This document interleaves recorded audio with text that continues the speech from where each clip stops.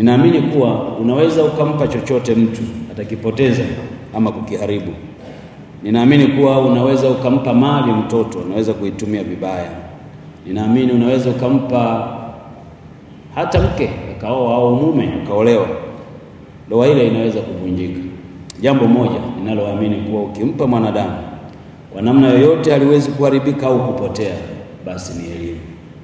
Ikiwa kuna kitu tunahitaji kuwekeza zaidi kwa vizazi vyetu na taifa letu, basi kuwekeza kwa vitu ni muhimu, lakini muhimu zaidi kuwekeza katika elimu. Ni jambo muhimu sana na la kupigiwa mfano, na kongamano hili ni kielelezo kingine kuwa nchi yetu tumeamua sisi pamoja na sekta binafsi kuwa elimu itakuwa kipaumbele chetu kwa ajili ya maendeleo yetu. Na sasa kabla sijaendelea mbele sana, nikubalie vile vile niwaleteni salamu nyingi sana za viongozi wetu.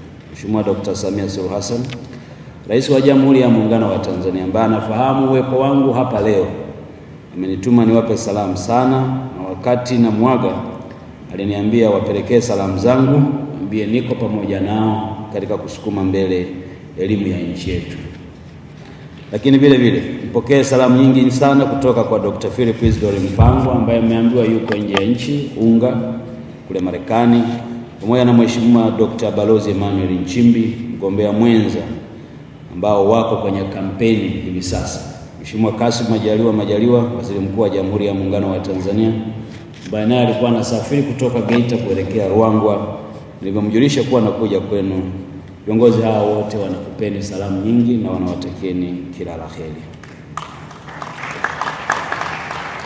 Kitendo cha Wizara ya Elimu kuamini kuwa kazi ya kuboresha elimu si kazi ya serikali peke yake, inahusisha wadau wengine, ni jambo la kuigwa na taasisi nyingine za serikali kwa kushirikisha sekta binafsi, mashirika yasiyokuwa ya kiserikali katika kusukuma ajenda za sekta hizo.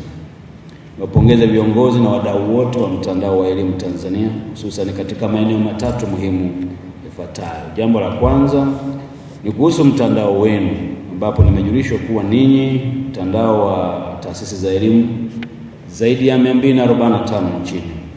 Matumaini yangu kuwa umoja huu ni nguvu kubwa mno katika kusukuma mbele gurudumu la elimu kwenye nchi yetu. Lakini jambo la pili ninalotaka kuwapongeza ni vision yenu, yani maono yenu, ambayo ni kuhakikisha kuwa jamii inapata elimu bora na si bora elimu.